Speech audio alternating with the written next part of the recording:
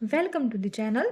आज की क्लास बहुत इंटरेस्टिंग होने वाली है क्योंकि आज हम जो सेंटेंसेस सीखने वाले हैं इसमें 90% लोग गलती करते हैं। आप भी करते हैं या नहीं, चलिए देखते हैं वो कौन से सेंटेंसेस हैं।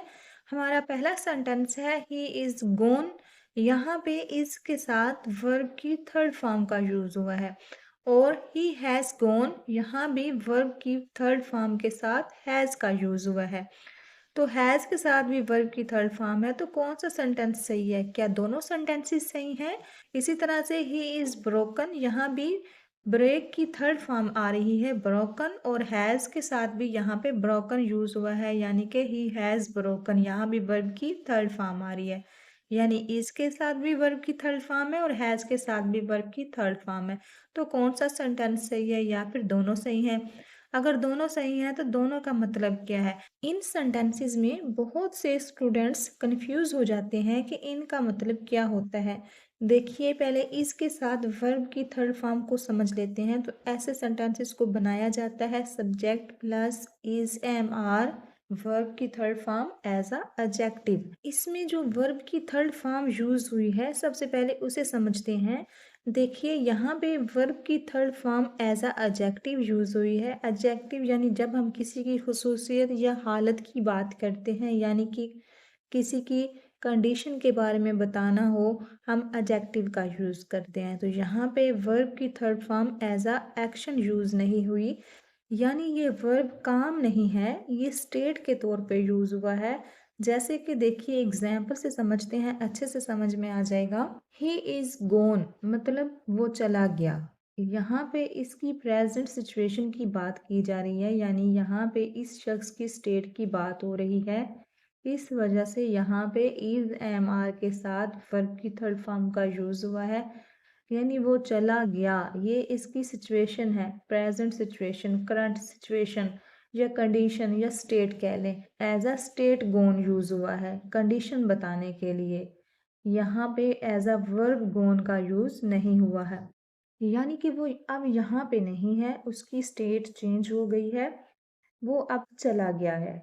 जैसे अक्सर खेलते हुए कोई आउट हो जाता है तो हम बोलते हैं ही इज़ गोन। जैसे बाबर आजम आउट हो जाए तो हम बोलते हैं बाबर आजम इज़ गोन। मतलब यहाँ पे ये नहीं है कि वो कहीं चला गया है, यहाँ पे गोन का मतलब है कि वो आउट हो चुका है। इसी तरह अगर किसी बीमार शख्स के बारे में हम पूछें और उसकी डेथ हो चुकी हो, हम बोलते हैं ना ही इज़ गोन, मतलब वो अब जिंदा नहीं है, वो मर चुका है। यहाँ पे गोन का मतलब है मरने की सेंस में।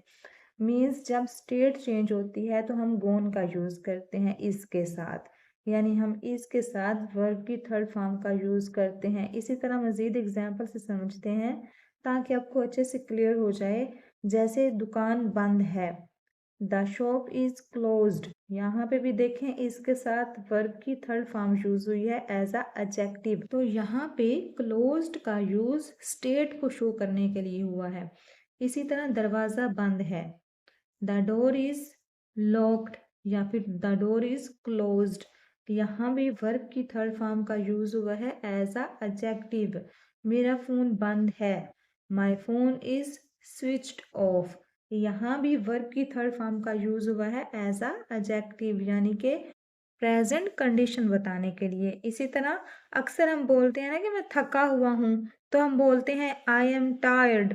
तो यहाँ भी टायर्ड की थर्ड फॉर्म यूज हुई है टायर्ड। एम के साथ हमने वर्ब की थर्ड फॉर्म यूज की है प्रेजेंट स्टेट यानी कंडीशन को बताने के लिए। कुर्सी टूटी हुई है, द चेयर इज ब्रोकन, यहाँ पे इज के साथ थर्ड फॉर्म यूज हुई है ब्रोकन। इसी तरह मेरी घड़ी गुम हो गई है, माई वॉच इज गोन, यहाँ पे गोन का जो यूज हुआ है गुम होने के लिए, यहाँ भी हमने स्टेट बताई है, कंडीशन बताई है। तो यहाँ पे वर्ब की थर्ड फॉर्म यूज हुई है इसके साथ स्टेट बताने के लिए। सर दर्द चला गया या फिर सर दर्द खत्म हो गया, तो इसके लिए भी हम लिखेंगे हेडिक इज गोन। यहाँ भी गोन का जो यूज हुआ है सर दर्द जाने के लिए या खत्म होने के लिए। यहाँ इन सेंटेंसेस में हमने इज के साथ वर्ब की थर्ड फॉर्म का यूज किया है as a adjective state show करने के लिए या कंडीशन बताने के लिए। सबसे पहले जो हमने एग्जाम्पल देखे थे उनमें हमें ये नहीं पता कि सब्जेक्ट कौन है, यानी काम किसने किया है, वो इम्पोर्टेंट भी नहीं है। जैसे दुकान बंद है, किसने की, ये इम्पोर्टेंट नहीं है। ज़्यादा ज़रूरी ये है कि जो रिजल्ट निकल रहा है यहाँ पे वो ज़्यादा इम्पोर्टेंट है, यानी जो कंडीशन है वो ज़्यादा मैटर करती है। अगर यही सेंटेंसेस हम पास्ट टेंस में बोलना चाहें, जैसे दुकान बंद थी, द शॉप वॉज क्लोज्ड। अब देखिए इसकी जगह पे हमने यूज़ किया है वॉज का। द डोर वॉज क्लोज्ड, दरवाज़ा बंद था, तो यहाँ भी वॉज के साथ हमने वर्ब की थर्ड फॉर्म यूज़ की है क्लोज्ड। क्लोज की third form as a adjective state बताने के लिए। दरवाज़ा बंद था, द डोर वॉज क्लोज्ड या लॉक्ड। इन सेंटेंसेस का भी स्ट्रक्चर सेम ही रहेगा, सिर्फ हमें इज आर एम की जगह पे वॉज वर्ब का यूज़ करना है। बाकी सबसे पहले हम सब्जेक्ट ही लिखेंगे, फिर वॉज वर्ब आ जाएगा, फिर हम वर्ब की थर्ड फॉर्म लिखेंगे। इसी तरह मेरा फ़ोन बंद था, my phone was switched off, मेरा फ़ोन बंद था। मैं थका हुआ था, आई वॉज टायर्ड। अब एक और स्टेट को देखिए, ही इज़ ब्रोकन मीन्स वो टूटा हुआ है। यहाँ पे फिजिकली टूटने की बात नहीं हो रही, मेंटली और इमोशनली टूटने की बात है। तो ब्रोकन हमने ब्रेक की थर्ड फॉर्म यूज़ की है। ब्रेक की फर्स्ट फॉर्म ब्रेक ही होती है, सेकंड फॉर्म ब्रोक होती है, थर्ड फॉर्म ब्रोकन होती है। तो सेंटेंस है हमारा ही इज़ ब्रोकन मीन्स वो फिजिकली नहीं, इमोशनली तौर पे टूटा हुआ है।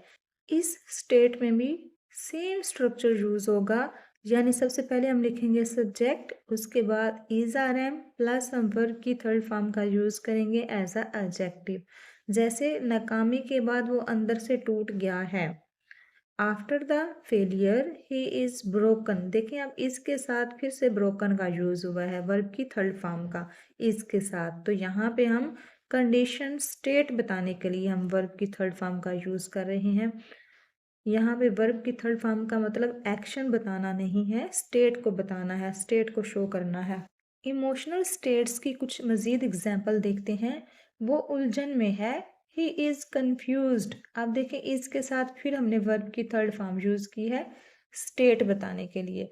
या फिर अगर हम एक और प्रॉपर सेंटेंस बोलें, वो अपने मुस्तकबिल के बारे में उलझन में है, he is confused about his future. अब देखिए इसके साथ फिर से वर्ब की थर्ड फॉर्म का हमने यूज किया है।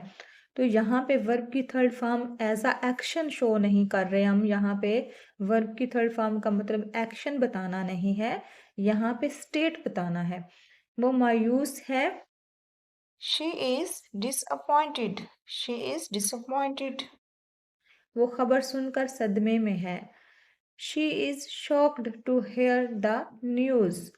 यहाँ पे देखें शॉक की हमने थर्ड फॉर्म लिखी है shocked. She is shocked to hear the news, वो खबर सुन के सदमे में है। अगर लड़का हुआ तो हम ही का भी यूज कर सकते हैं, he is shocked to hear the news. अब अगर ये स्टेट सेंटेंसेस हम पास्ट में बोलें, जैसे वो उलझन में था, ही वॉज कंफ्यूज्ड। यहाँ पे हमने वॉज के साथ वर्ब की थर्ड फॉर्म यूज़ की है, वही सेम स्ट्रक्चर के साथ, बस हमने इज आर एम की जगह पे वॉज वर्ब का यूज़ करना है। तो थर्ड फॉर्म इसमें भी एक्शन शो करने के लिए हम नहीं यूज़ कर रहे, हम स्टेट बताने के लिए कर रहे हैं। वो मायूस थी, शी वॉज डिसपॉइंटेड। वो खबर सुनकर सदमे में थी, she was shocked to hear the news. Present और पास्ट में जो सेंटेंसेस हमने यूज़ किए हैं इनमें क्या चेंजिंग आती है, देखते हैं कुछ और मज़ीद स्टेट्स के साथ। जैसे अगर हम बोलें पाइप मुड़ा हुआ है, आप देखें ये भी एक स्टेट है। मुड़ने के लिए हमने बेंट का यूज़ करना है, वर्ब की थर्ड फॉर्म है bent, the pipe is bent. Shirt फटी हुई है, द शर्ट इज़ टोर्न। ये लिखा हुआ है, इट इज़ रिटन। राइट की थर्ड फॉर्म हमने यहाँ पे यूज़ की है इसके साथ, इज के साथ, is written. It is written, ये लिखा हुआ है। ये देखा हुआ है, इट इज सीन। सी की थर्ड फॉर्म सीन। अगर यही सेंटेंसेस हम पास्ट में बोलें, यही स्टेट जो है हम पास्ट में अगर सेंटेंसेस बनाएं इन स्टेट के, तो पाइप मुड़ा हुआ था, the pipe was bent. Shirt फटी हुई थी, द शर्ट वॉज टॉर्न। ये लिखा हुआ था, इट वॉज रिटन। ये देखा हुआ था, इट वॉज सीन। तो इन सेंटेंसेस में हमने जो स्टेट्स यूज की हैं, जैसे मुड़ा हुआ, फटा हुआ, लिखा हुआ, देखा हुआ, इन तमाम स्टेट का यूज हुआ है इज के साथ, और पास्ट में हमने यूज किया है वॉज के साथ। अब हम बात करते हैं हैज के साथ वर्ब की थर्ड फॉर्म। जैसे ही हैज गॉन या लाइट हैज गॉन।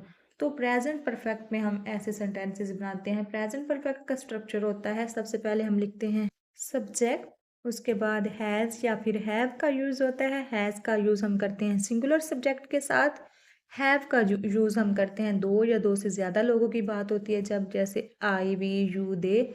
और हैज का यूज होता है ही, शी, इट या किसी एक शख्स के नाम के साथ या किसी एक चीज के साथ। प्लस हम वर्ब की थर्ड फॉर्म का यूज करते हैं, प्लस हम ऑब्जेक्ट का यूज करते हैं। इसमें काम मुकम्मल हो चुका होता है, यानी कि इसमें जो हम बात करते हैं कंप्लीट एक्शन की करते हैं, यानी कि इसमें एक्शन कंप्लीट हो चुका होता है। जैसे ही हैज़ गॉन, वो जा चुका है। यहाँ पे गॉन का मतलब एक्शन है, बताना है, यानी कि काम का मुकम्मल हो जाना बताना है। यानी जाने का काम मुकम्मल हो चुका है, वो जा चुका है। तो यहाँ पे जो गॉन यूज हुआ है वो एज अ एक्शन यूज हुआ है। इसी तरह से अगर हमें बोलना हो वो लाहौर जा चुका है, he has gone to Lahore. यहाँ पे जो हैज़ के साथ वर्ब की थर्ड फॉर्म हुई यूज हुई है, इसका भी यहाँ पे एज अ एक्शन हमने बताने के लिए यूज किया है, लाहौर जाने के लिए। यानी कि यहाँ पे जो गॉन है जा चुका है, वो घर जा चुकी है, शी हैज़ गॉन होम। यहाँ पे भी गॉन का यूज हमने एज अ एक्शन यूज किया है, एक्शन को बताने के लिए, कंप्लीट एक्शन। वो घर जा चुकी है, शी हैज गॉन होम। वो खाना खाने के लिए जा चुके हैं, they have gone for lunch. इसी तरह से अगर हम ब्रोकन की बात करें हैज के साथ, जैसे ही हैज ब्रोकन, यहाँ पे भी ब्रेक की थर्ड फॉर्म ब्रोकन है। अगर हम बोले उसने ग्लास तोड़ दिया है, he has broken the glass. यहाँ पे ब्रेक की थर्ड फॉर्म का यूज हुआ है एक्शन बताने के लिए। इसने कवानीन तोड़ दिए हैं, he has broken the rules. उसने कवानीन तोड़ दिए हैं, he has broken the rules. तो इन सेंटेंसेस में हमने वर्ब की थर्ड फॉर्म का यूज किया है एक्शन के लिए। हैज़ के साथ वर्ब की थर्ड फॉर्म का मतलब क्या होता है, एक्शन मुकम्मल हो चुका है ये बताने के लिए। इज के साथ वर्ब की थर्ड फॉर्म का यूज करने का मतलब होता है हालत या स्टेट बताने के लिए। जैसे ही इज गोन, हालत बता रहा है कि वो चला गया है। ही हैज़ गोन, काम मुकम्मल होने का बताने के लिए हम यूज करते हैं। इसी तरह लाइट इज गोन, यानी कि हालत बताया जा रही है कि बिजली चली गई है। लाइट हैज़ गोन, यानी कि ये काम मुकम्मल हो चुका है। यहाँ पे हैज़ के साथ जब हमने वर्ब की थर्ड फॉर्म की यूज़ किया है वो एक्शन बताने के लिए। इसी तरह से मैं किताबें दे चुका हूँ। अब ये स्टेट समझिएगा, देने की सेंस में है, मैं किताबें दे चुका हूँ। आई हैव गिवन बुक्स, यहाँ पे हमने वर्ब की थर्ड फॉर्म का यूज़ किया है गिवन का एज अ एक्शन, एक्शन बताने के लिए। इसी तरह से मुझे किताबें दी जाती हैं, ये पैसिव वॉइस सेंटेंस है प्रेजेंट इंडेफिनेट का, क्योंकि देखें लास्ट पे आ रहा ती है। तो इसमें प्रेजेंट इंडेफिनेट के पैसिव वॉइस में हम हेल्पिंग वर्ब भी यूज करते हैं इज आर एम, और इसमें हम वर्ब की थर्ड फॉर्म यूज करेंगे गिवन बुक्स। मुझे किताबें दी जाती हैं, आई एम गिवन बुक्स। तो जब हम प्रेजेंट इंडेफिनेट का पैसिव वॉइस बनाते हैं ना, तो फिर भी हम वर्ब की थर्ड फॉर्म के साथ इज आर एम का यूज करते हैं। एक ये भी यूज होता है इज आर एम का वर्ब की थर्ड फॉर्म के साथ। इसी तरह से उसे पढ़ाया जाता है, ये भी प्रेजेंट इंडेफिनेट का पैसिव वॉइस सेंटेंस है, तो इसमें भी हम इज आर एम का यूज करेंगे। ही इज टॉट, उसे पढ़ाया जाता है, he is taught. In sentences में हमने इज आर एम के साथ वर्ब की थर्ड फॉर्म यूज की है प्रेजेंट इंडेफिनेट के पैसिव वॉइस में। आई होप यहाँ तक आप सभी को क्लियर हो गया होगा कि इज आर एम के साथ वर्ब की थर्ड फॉर्म किन कंडीशन में यूज होती है। सबसे पहले हमने देखा स्टेट कंडीशन बताने के लिए एज अ एडजेक्टिव हम वर्ब की थर्ड फॉर्म का यूज़ करते हैं प्रेजेंट के सेंटेंसेस में। और फिर हमने प्रेजेंट इंडेफिनेट के पैसिव वॉइस में हमने यूज़ किया है इज़ का, वर्ब की थर्ड फॉर्म का। यानी कि जब हम प्रेजेंट इंडेफिनेट के पैसिव वॉइस सेंटेंसेस बनाते हैं उनमें वर्ब की थर्ड फॉर्म यूज़ होती है इज़ आर एम के साथ। फिर हमने हैज़ हैव का यूज़ सीखा है वर्ब की थर्ड फॉर्म के साथ प्रेजेंट परफेक्ट टेंस में। आई होप यहाँ तक आप सभी को क्लियर हो गया होगा, सारे डाउट्स क्लियर हो गए होंगे कि इस का यूज़ वर्ब की थर्ड फॉर्म के साथ किन कंडीशन में होता है। अगर वीडियो अच्छी लगी हो तो एक लाइक कर दीजिएगा। मिलते हैं नेक्स्ट वीडियो लेक्चर में। Thanks for watching.